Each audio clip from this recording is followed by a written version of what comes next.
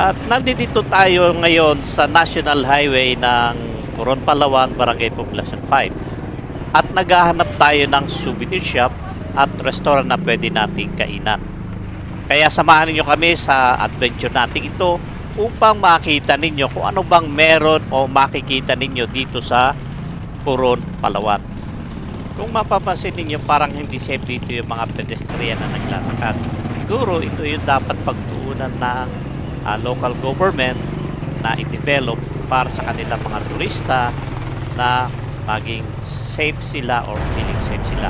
Kung makikita ninyo dito rin sa highway na ito, makakakita rin kayo ng mga transient, mga maliliit na hotel, mga jeep na pwede ninyong tuluyan para makarating kayo dito na hindi kayo gagastos na.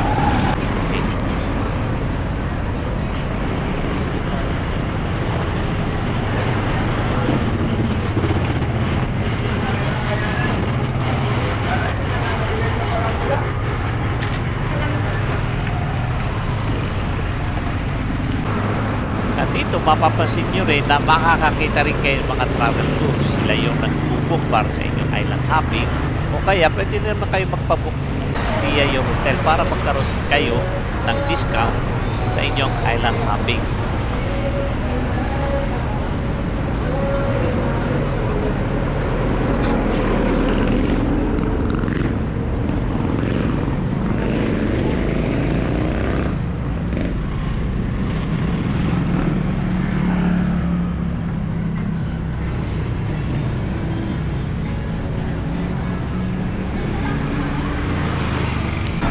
At syempre, ito yung the Bay Area na pinili namin.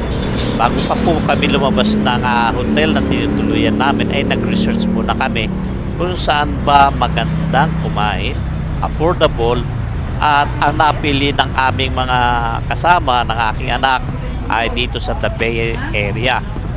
Meron po sila dito iba't ibang klaseng pagkain. Meron pong Filipino at merong Western food na pwede ninyong pagpilian. By the way, itong the Bay Area ay meron din silang hotel dito na kung saan ay pwede rin kayong tumuloy sa affordable na presyo.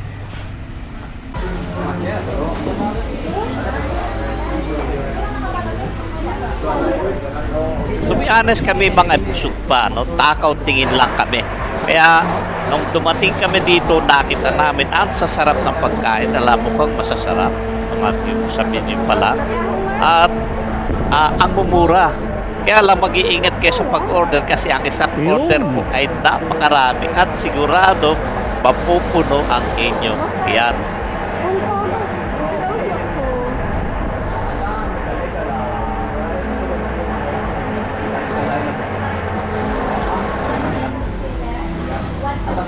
Ano ba meron sila dito na special na napili mo to? Ja, maar ik heb niet zoveel honger. Ito. Heb jij honger? Heb jij honger? Anong gusto mo? Nee, ik ook. Heb jij Oh ja.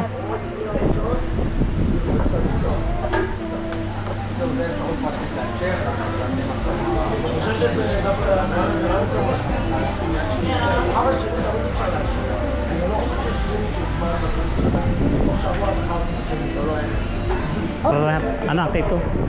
Beef.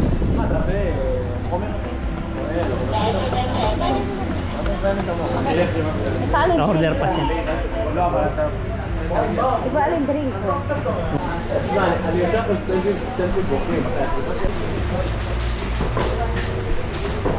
Yun lang, oh.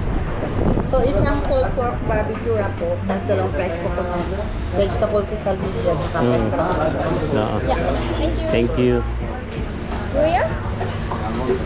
Wil je ook? La. Ubus na. Hindi na kapatok ng malaki. Hindi na, ay, hantin pa yun. Hindi na kapatok. Huli ko, tapos after.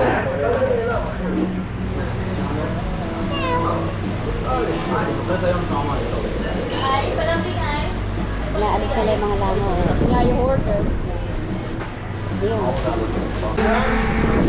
At syempre, dahil nakakamiss ang buko, ang tagal na namin hindi nakatikim nito, almost 6 years, ay umorder din kami para naman makalasa uli o makatikim uli ng buko.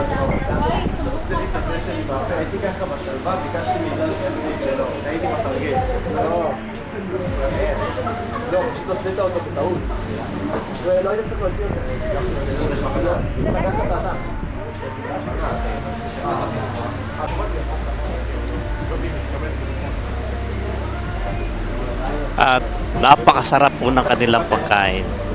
At talagang advisable ko, ina-advise ko kayo na magpasyal dito para matikman nyo rin yung kanilang menu. Okay kang free shop?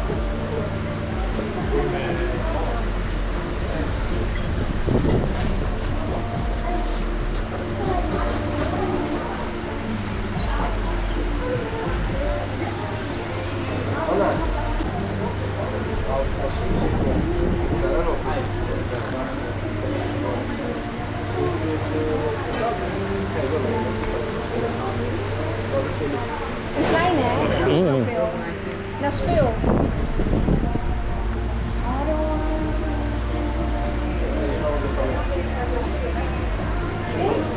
Bakit si chicken wrap na isama ko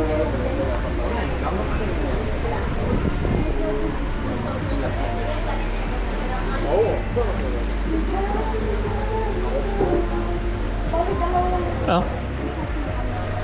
para si Edra dito.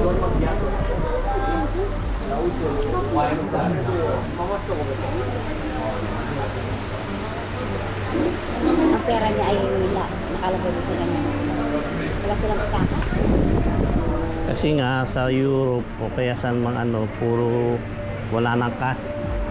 Yeah, all is spin eh. Yeah, siya ay ano lang. Nandiyan sa bag niya. Mm. At pagkatapos namin kumain ay nag-decide na kami na bumalik sa aming tinutuluyang hotel dahil kinabukasan ay meron na naman kaming island hopping. Ang napili namin this time ay yung Escapade. Sabi dito mga 2 hours ang boat ride papunta dun sa 3 island na aming pupuntahan. Ito yung sandbars. Kaya sa susunod na video ipapakita namin sa inyo kung ano bang matatagpuan ninyo sa mga sandbars na ito at makikita ninyo. At dahil nga sa madilim na ay nag-decide na lang kami na mag-tricycle. At first time na sasakay ang anak ko sa ganitong klaseng tricycle. Kaya sumakay sila sa likod at ako doon sa harap ng tricycle. At kung mapapansin ninyo, mas busy ngayon ng daan dahil ang mga turista ay naghahanap ng mga bars, mga cafe, at mga restaurant na pwede nilang kainan. Kaya ang liwanag na ng area, ang liwanag na nadadaanan, kaya nakakatuwang mamasyal lalo sa gabi.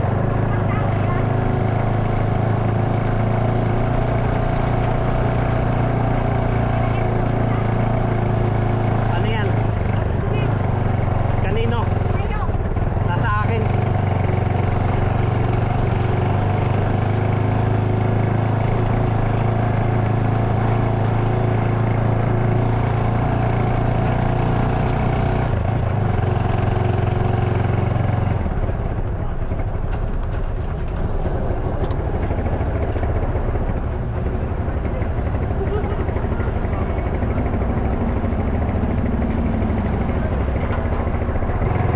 Finally, after a few minutes ride, ay nakarating na kami sa aming tinutuluyang hotel.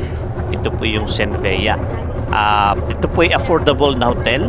Kaya kung naghahanap kayo ng affordable hotel, magandang service, ay piliin nyo po ito Okay na yan, okay na Senvea yan. Hotel. Oo. At mababait po yung mga staff. Good evening.